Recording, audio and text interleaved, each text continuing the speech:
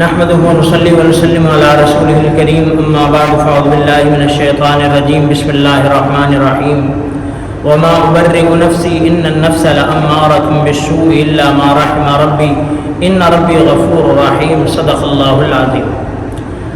آج 11ویں تراویح اور اس میں ہم نے 13واں پارہ سنا ہے، 13واں پارہ تلاوت کیا گیا ہے، اسی کا انشاءاللہ چند آیات کا خلاصہ ہوگا۔ تو سورہ یوسف چل رہی تھی، یوسف علیہ السلام کا تذکرہ چل رہا تھا۔ وما ابرئ نفسی ان النفس لامارۃ بالسوء الا ما رحم ربی۔ گزشتہ آیت میں یوسف علیہ السلام کا آپ نے سنا کہ جب جیل میں ان کو بلانے کے لیے آئے کہ آ جاؤ جی آپ بری ہیں، عورتوں کا ہی قصور تھا، تو یوسف علیہ السلام کو باعزت طریقے سے باہر نکالا گیا، یعنی کہ بالکل پاک صاف ہو کر الزام صاف ہو گیا۔ تو آج کی آیت میں یوسف علیہ السلام کی ایک تواضع کا ذکر ہے کہ میں اپنے نفس کو بری نہیں کرتا، نفس تو برائی کی طرف ابھارتا ہے، لیکن جس پر اللہ رحم کر دے۔ نفس کی 3 قسمیں ہوتے ہیں، نفس امارہ، نفس لوامہ، نفس مطمئنہ۔ نفس امارہ جو بندے کو گناہوں پر ابھارتا رہتا ہے، گناہوں پر کہ چل یہ کر لو، ابھی کر لو، فی الحال کر لو، بعد میں معافی مانگ لینا، یا نیکی سے روکتا رہتا ہے کہ ابھی ٹھہر جو، بعد میں نماز پڑھ لینا، یہ سارے لوگ کر رہے ہیں آپ بھی کر لو۔ اس طرح کر کے یہ گناہوں پر ابھارتا رہتا ہے، امارۃ بالسوء، برائی پر ابھارتا رہتا ہے۔ اور ایک نفس لوامہ ہوتا ہے جو بندے کو ملامت کرتا ہے، یعنی کہ ضمیر کہہ لیں کہ ملامت کرتا رہتا ہے، تو نے ٹھیک نہیں کیا، بندہ کر گزرتا ہے، غلط کام کر دیتا ہے، غصے میں کر جاتا ہے، یا ویسے کر جاتا ہے، لالچ میں کر جاتا ہے، تو اندر سے ضمیر ملامت کرتا رہتا ہے۔ نفس لوامہ جو اس کو جس کا سورہ قیامہ میں ذکر ہے، لا اقسم بیوم القیامہ ولا اقسم بالنفس اللوامہ، نفس لوامہ۔ اور تیسرا نفس مطمئنہ ہے۔ تو یہ سٹیپ بائی سٹیپ بھی ہو سکتا ہے کہ نفس امارہ جو گناہ پر ابھارتا ہے، نفس لوامہ جو اس کو ندامت کرتا ہے، اس کو جو ہے وہ ملامت کرتا ہے، پھر اگر وہ اس کی ملامت کو قبول کر لے تو پھر تیسرے سٹیپ پہ آتا ہے نفس مطمئنہ کہ جو پھر توبہ کر لے، پاک صاف ہو جائے۔ تو اس کے لیے سورہ فجر کے آخر میں فرمایا یا ایتھا النفس المطمئنہ ارجعی الی ربک راضیۃ مرضیہ فادخلی فی عبادی وادخلی جنتی، کہ نفس مطمئنہ تو اللہ کی جنت میں، اللہ کے بندوں میں داخل ہو جا، اللہ تجھ سے راضی ہے۔ تو خیر، تو فرمایا یوسف علیہ السلام نے کہ نفس تو گناہوں کی طرف ابھارتا ہے، مگر جس پر اللہ رحم کرے، یہ ایک عاجزی تھی کہ میں اپنی پاکی صفائی ستھرائی نہیں بیان کر رہا، اللہ کی طرف نسبت کر دی۔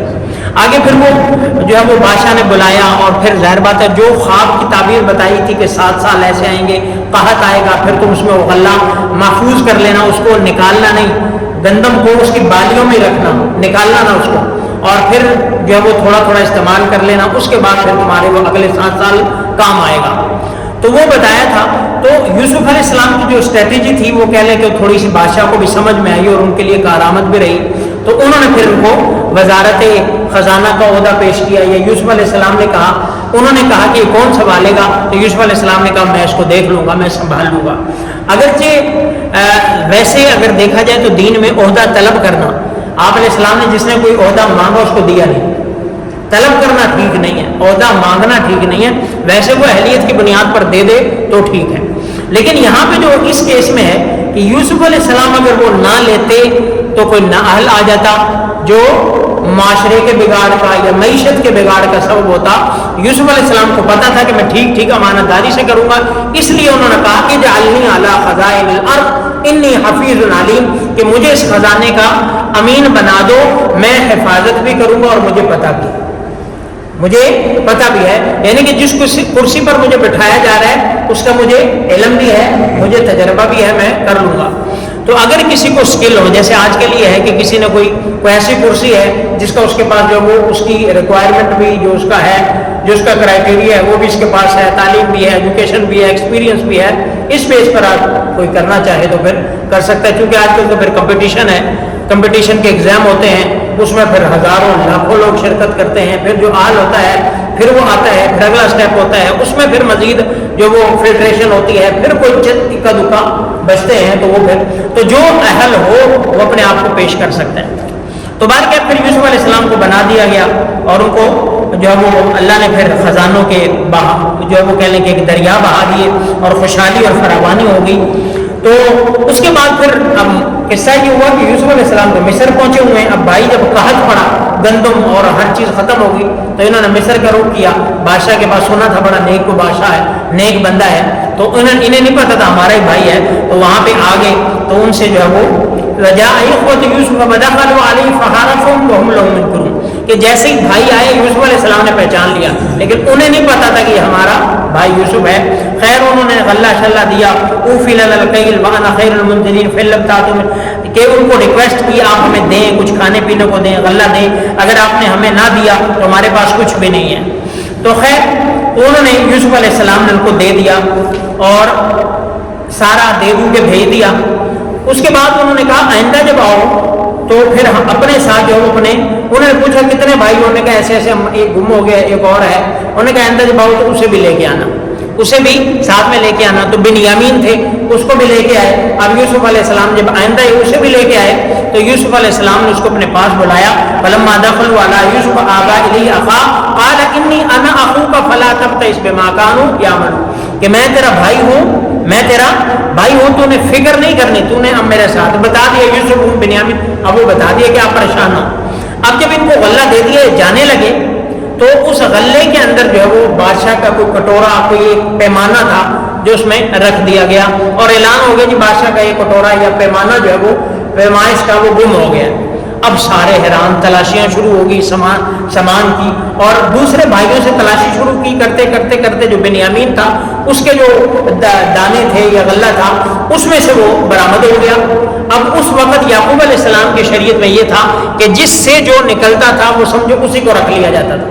اس سے پہلے یوسف علیہ السلام کے ساتھ بھی ایسا ہوا تھا کہ یوسف علیہ السلام اپنی پھوپھی کی پرورش میں تھے اور پھوپھی کو یوسف بڑے پسند تھے. انہوں نے بھی ایک دفعہ ایسا ہی کیا کہ کوئی چیز غائب ہو گئی تو انہوں نے کہا یوسف نے اٹھائی ہے, اور یوسف کے سامان میں رکھ دی, اور وہ اسی سے نکل آئی تو یوسف کو اپنے پاس رکھ دی. تو یہ اس وقت شریعت میں یہ تھا کہ جو غلہ یا جو چیز بھی چوری کی جس سے بھی برآمد ہو اس کو رکھ لیا جاتا. تو اب یوسف علیہ السلام نے کہا ہم تو اس کو رکھیں گے. ہم تو اب وہ پریشان کہ پہلے ہم نے ہمارے اوپر ایک داغ لگا ہوا یوسف علیہ السلام کا, ہم نے ان کو جو ہے وہ غائب کیا تھا اور اپنی طرف سے تو مار دیا تھا. اب یہ دوسرا, اب ان کو واقعی افسوس ہوا کہ یہ غلط ہو رہا ہے. تو یہ اب انہوں نے پھر یوسف علیہ السلام سے ریکویسٹ کی, یعنی کہ بادشاہ سے, انہیں تو نہیں پتا کون ہے, انہوں نے کہا ہمارے کہ انتم قال انتم شر مکانا واللہ قالوا یا العزیز ان له ابا شیخا کبیرا فخذ احدنا مکانا, کہ اے بادشاہ, اے عزیز مصر, کہ اس کا ابا جان جو ہے بوڑھا ہے, ہم میں سے کسی ایک کو رکھ لو اور وگرنہ ہمارے لیے پریشانی بن جائے گی. انہوں نے کہا میں ایسا تو نہیں کر سکتا, معاذ اللہ ناخذ الا ما وجدنا متاعنا عندنا. شریعت ایسی, یہ تو ایسے ہی ہے جیسے آپ علیہ السلام کی شریعت میں تھا چور کا ہاتھ کاٹا جائے. چور کا کیا ہے, ہاتھ کاٹا جائے. اگر کوئی بھائی کہے کہ نہیں جی چور کا نہ کاٹو, میرا کاٹ لو یا اس کا کاٹ لو, یہ تو زیادتی ہے. تو اسی طرح بھائی جس سے نکلا ہے اسی کو رکھنا ہے, کسی اور کو تو رکھ نہیں سکتے تھے. تو بہرحال یہ پریشان ہوئے. پھر جو ان کا بڑا بھائی تھا, یہودا نام تھا اس کا, انہوں نے کہا بھائی میں تو جاتا نہیں, میں تو یہیں پر ہوں گا, مر جاؤں گا. باپ, اب میں باپ کا جب باپ کو فیس نہیں کر سکتا کہ پہلے ایک بھائی کے ساتھ زیادتی ہوئی, اب یہ دوسرا, میں نہیں جاؤں گا, تم نے جانا ہے تو چلے جاؤ. تو خیر یہ سارا معاملہ ہوا اور یہ پھر چلے گئے. بستی والوں نے بتایا کہ ایسا ایسا معاملہ ہوا ہے. تو پھر یوسف علیہ السلام نے پھر افسوس کیا, وہ بھی عزت آئینہ, اور لکھا کہ ان کی آنکھیں بھی چلی گئی اور یوسف علیہ السلام کو یاد کر کے روتے تھے. اور پھر کیا کہا, انما اشکو بثی وحزنی الی اللہ, کہ میں اپنے درد کی شکایت اللہ کو ہی کرتا ہوں. تو ایک عرصہ ایسا ہوتا رہا اور پھر جو ہے وہ اللہ کی شان کہ پھر دوبارہ جب وہ غلہ لینے کے لیے آئے اور پھر انہوں نے ریکویسٹ کی کہ یا ایھا العزیز مسنا واهلنا الضر وجئنا ببضاعة مزجاة فاوف لنا الكيل وتصدق علينا ان اللہ, کہ ہمیں تھوڑا سا غلہ زیادہ دے دو یا ہمیں غلہ دے دو, ہمارے حالات بڑے ٹائٹ ہو چکے ہیں, بڑا مسئلہ بن گیا ہے. تو اب یوسف علیہ السلام نے کہا هل علمتم ما فعلتم بيوسف واخيه اذ انتم جاهلون, تمہیں پتہ ہے تم نے یوسف کے ساتھ اور اس کے بھائی کے ساتھ کیا کیا تھا. تو اب جب یہ سوال کیا تو فوراً ان کو ٹھنک گئی, فوراً پہچان گئی. انت یوسف انک لانت یوسف, تو یوسف ہے. یوسف علیہ السلام فرمایا انا یوسف وہذا اخی, کہ میں یوسف ہوں اور یہ میرا بھائی ہے. قد من اللہ علینا انہ من یتقی, اللہ نے مجھ پر احسان کیا. اب یہاں سے پتہ چلتا ہے کہ ساری دنیا مل کر کسی کو گرانا چاہے تو گرا نہیں سکتی جب تک اللہ نے, ساروں نے مل کے گرا دیا, دبا دیا, کنویں میں پھینک دیا, اللہ نے اٹھا کے بادشاہ کا تاج بادشاہت کا تاج سجا دیا. تو ساری دنیا مل جائے کہ کسی کا کچھ نہیں بگاڑ سکتا جب اللہ نہ چاہے. پھر خیر یوسف علیہ السلام نے اپنی قمیض بھیجی یعقوب علیہ السلام کو اور کہا کہ ان کی آنکھوں پہ لگائی, بینائی واپس آ گئی. پھر جو ہے وہ یعقوب علیہ السلام نے دعا کی, پھر یوسف علیہ السلام نے ان کو اپنے پاس بلایا اور وہ پھر سارا خواب جو ہے وہ انی رأیت احد عشر کوکبا, تو سارے کے سارے جو ہے وہ یوسف علیہ السلام کے سامنے جھک گئے. تو یہ خواب اب جو شروع میں بیان ہوا تو وہ سچا ہو گیا. آگے سورہ رعد ہے. رعد کا معنی کڑک ہے, بجلی کڑک, اور یہ مکی صورت ہے. اس میں اللہ کی قدرت کا رفع سماوات بغیر احمد, اللہ نے آسمانوں کو بغیر ستون کے جب وہ کھڑا کیا. پھر آپ عرش پر مستوی ہوئے, پھر سورج کو اور چاند کو مسخر کیا. ہر ایک کا جو ہے ایک ٹائم ہے, مقرر ہے. یہ سارا کا سارا. پھر مختلف پھل ہیں, پھر دریا ہیں, پھر نہریں ہیں, پھر باغات ہیں. یہ ساری کی ساری چیزیں اللہ کی قدرت کی نشانیاں ہیں. اور آگے پھر صلہ رحمی کا تذکرہ ہے کہ ایمان والا وہ ہے یوفون بعہد اللہ ولا ينقضون المیثاق, ایمان والا وہ جو اللہ کے عہد کو پورا کرتا ہے اور وعدہ نہیں توڑتا, اور وہ جو صلہ رحمی کرتا ہے جس کے ساتھ اللہ نے جوڑنے کا حکم دیا ہے اس کے ساتھ جوڑتا ہے. اس کے ساتھ کیا ہے, جوڑتا ہے. تو اس لیے صلہ رحمی اصل چیز ہے. صلہ رحمی آج کل لوگ رشتہ داروں کے ساتھ توڑتے ہیں اور باہر والوں کے ساتھ جو ہے وہ جوڑتے ہیں, غیروں کے ساتھ جوڑتے ہیں اور کہتے ہیں جی رشتہ دار تو ہوتے ہی ایسے ہیں, رشتہ دار تو ہوتے ہی ایسے ہیں.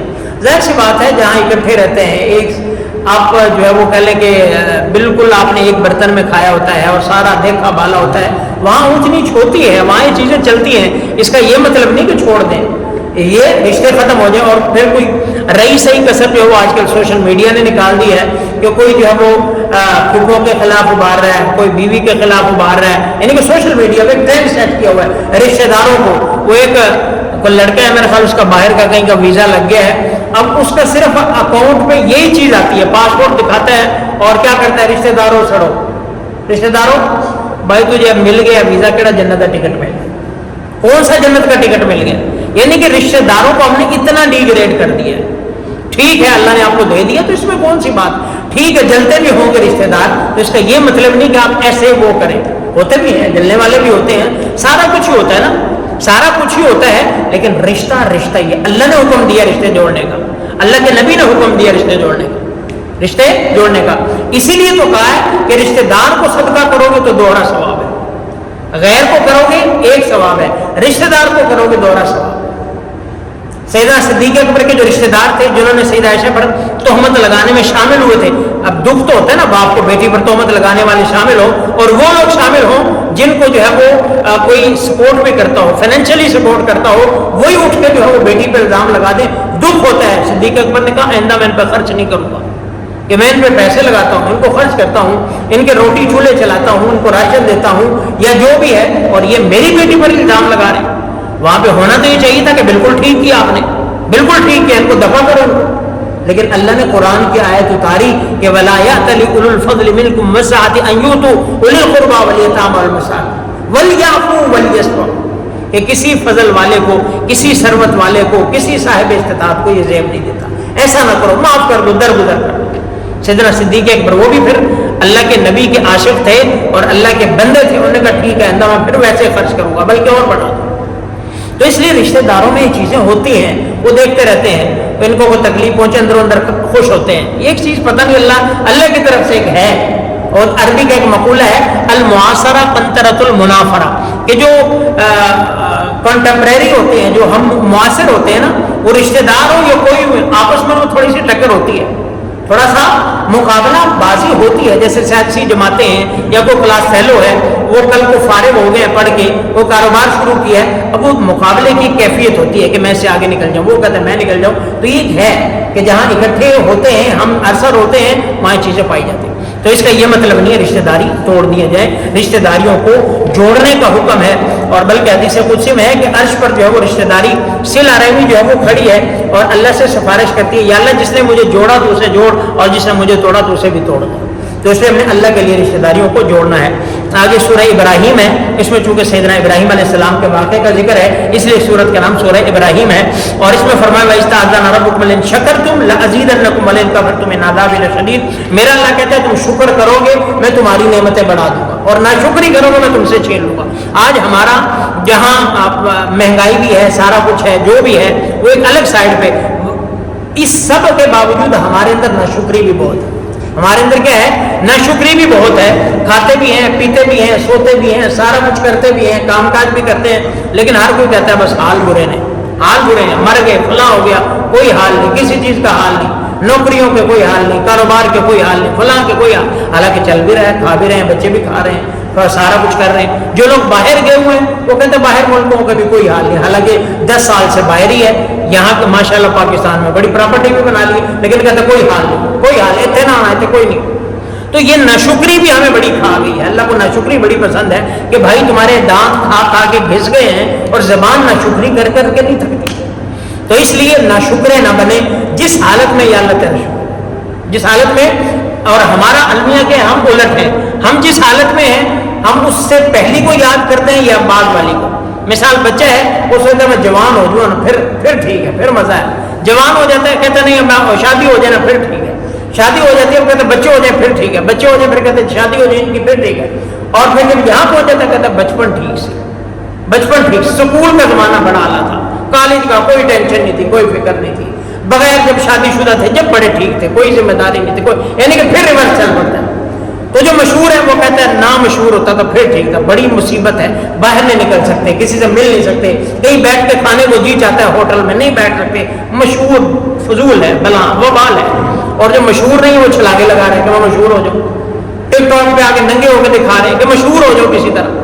وہ تو ہر بندہ جو ہے نا اپنی ڈومین میں ناخوش ہے، مشہور کہتا مشہور نہ ہوتا، نہ غیر مشہور کہتا مشہور ہوتا، بابا کہتا جوان ہوتا، جوان کہتا بابا ہوتا، اور جوان کہتا بچہ ہوتا، بچہ کہتا گوار، یہ ان کے معاملات چلتے ہیں۔ تو اس لیے اصل جو ساری ٹینشنوں کا حل کیا ہے کہ بھائی یا اللہ تو جس حالت میں رکھے، تو نے بچپن دیا تیرا شکر ہے، تو نے جوانی تک پہنچایا تیرا شکر ہے، شادی کروا دی تیرا شکر ہے، بچے دے دیے تیرا شکر ہے، کاروبار دے دیا تیرا شکر ہے، 2 لقمے کھلا دیے تیرا شکر ہے، نوکری دے دی یا اللہ تیرا، بس یہ کریں، پھر دیکھیں اللہ بھی خوش ہے، بندے بھی خوش ہیں، اور نعمتوں کی برسات بھی ہوتی ہے۔ تو خیر شکر کرنے سے نعمتیں بڑھتی ہیں۔ آگے ابراہیم علیہ السلام کا ذکر ہے اور وہ مشہور دعا ہے۔ ایک تو ابراہیم علیہ السلام نے حرم کے لیے دعا کی تھی کہ اللہ اس کو امن والا بنا دینا، اور اس کے اندر جو ہے وہ دوسرے پہلے پارے میں گزر چکا ہے کہ وَارْزُقْ أَهْلَهُ مِنَ الثَّمَرَاتِ، کہ یہاں رہنے والوں کو پھل اور ہر ساری نعمتیں دینا۔ اللہ کا شکر ہے آباد بھی ہے، پیسفل بھی ہے، سارا کچھ ہے، پھل بھی وہاں پہ، حالانکہ اگتا کچھ نہیں ہے، لیکن اللہ کا قرآن کہتا ہے یُجْبَىٰ إِلَيْهِ ثَمَرَاتُ كُلِّ شَيْءٍ، کہ ہر چیز کے، ہر قسم کے پھل وہاں پہ موجود ہوتے ہیں، وہاں پہ اعلیٰ سے اعلیٰ، ہمارے پاکستان سے کہیں اعلیٰ ہوتے ہیں، کہیں اعلیٰ وہاں پہ۔ تو یہ ابراہیم علیہ السلام کی دعا سے اللہ نے اس کو امن والا بھی بنا دیا، برکت والا بھی بنا دیا، ساری دنیا وہیں پہ کھینچی چلی جاتی ہے۔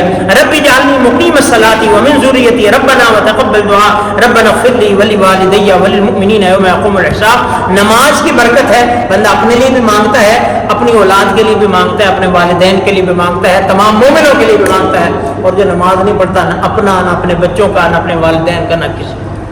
تو اس لیے نماز کتنی بڑی نعمت ہے، اللہ ہمیں توفیق دیتا ہے۔ ہم نماز میں کتنی دفعہ غیر ارادی طور پر بھی مانگتے ہیں یا اللہ مجھے نماز کے قائم کرنے والا بنا، یا اللہ میری اولاد کو من ذریتی ربنا وتقبل دعاء، یا اللہ میری دعا قبول فرما، ربنا اغفر لی ولوالدی، یا اللہ میری مغفرت فرما، میرے والدین کی مغفرت فرما، وللمؤمنین یوم یقوم الحساب، یا اللہ قیامت تک آنے والے مسلمانوں کی، حساب تک آنے والے مسلمانوں کی مغفرت فرما۔